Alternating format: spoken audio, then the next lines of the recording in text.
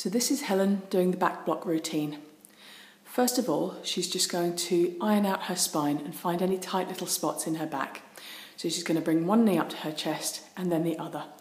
Holding with her hands, she's just going to cross her ankles and then using her shoulders to produce all the movement, she's going to do some very gentle, very small, subtle rocks of her back, really taking her weight over her sacrum, the bone at the base of the spine, separating out the vertebrae and creating a little bit of a flushing motion, trying to get some fluid flowing through the discs at the back of her spine. And she's going to rock like this for about 30 seconds to a minute, just taking the time to create space in her back.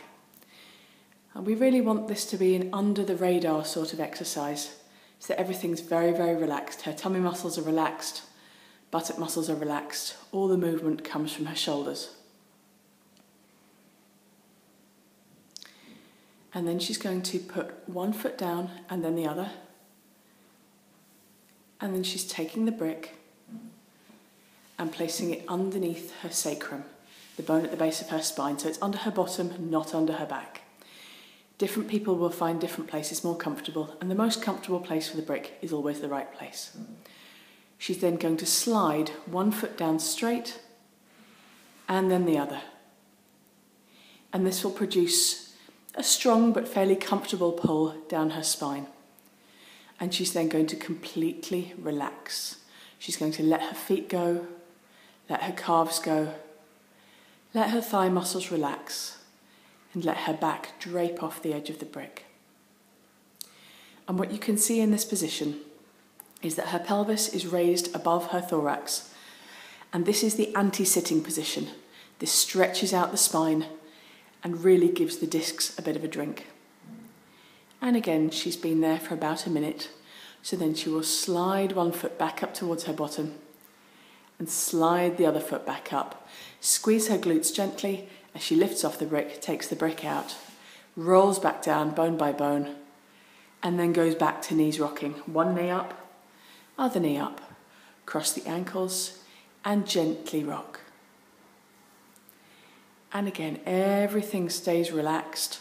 So all the movement is coming from her shoulders, nothing from her tummy.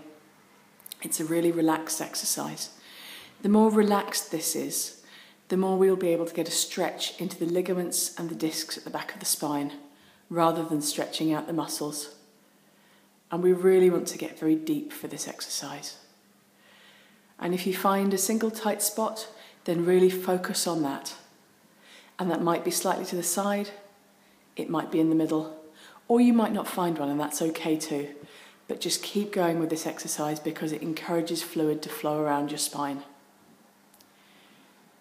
The next position with the brick is for the sacroiliac joints, which are around the wings of the pelvis. So this time Helen's going to take her brick and it's going on the higher side. And this time it's going to be pointing vertically down towards her feet, but still underneath her sacrum, not underneath her spine. She's bringing her feet together and then she's going to drop her knees apart like a frog. That's it. And what you can see from here is that you'll probably feel the stretch first of all in the front of your hip joints, and that's fine. That just means that your hips are a little bit tight, which is never a great thing for back pain.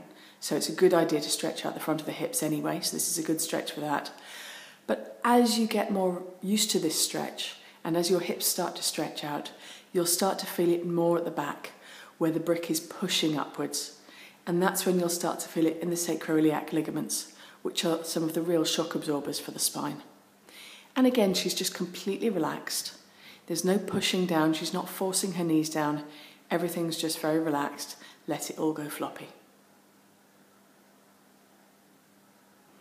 Having been there for a minute, she's going to bring her knees back together. Again, tense the glutes very slightly, just to lift herself off the brick. And the brick comes out. She rolls down bone by bone. And then brings one knee up and the other knee up and goes back to the knees rocking. And this alternating the pressures between the brick and the knees rocking is really important for the whole flushing the water through, flushing the fluid through. And that's what we're trying to get, is lots of fluid to flow through the discs to clean them out. This is what encourages the nutrition to the disc and encourages the waste products to get released. And then it's 1 foot down and the other foot down, and then take the brick for the final time.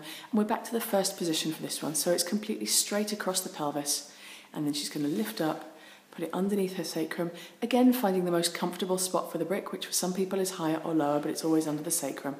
And then one leg down straight and the other, and then completely relax and let go into the anti-sitting position. And this is the best time to do this exercise is at night before bed, because when you're in bed anyway, that's when the fluid really goes into your back, because it's offloaded for the night. And so what this exercise does, if you do it before bed, is it just encourages a bit of extra fluid flow overnight while you're sleeping, which is good to help your back to heal. And then bring 1 foot back up, and then the other, and take the brick out, roll back down bone by bone, and finish with the knees rocking. So 1 foot up, other foot up, ankles crossed, and all the movement is coming from the shoulders. And as each time you do this, the knees rocking coming from the brick, you'll probably find that the knees rocking is a little bit easier, a little bit smoother.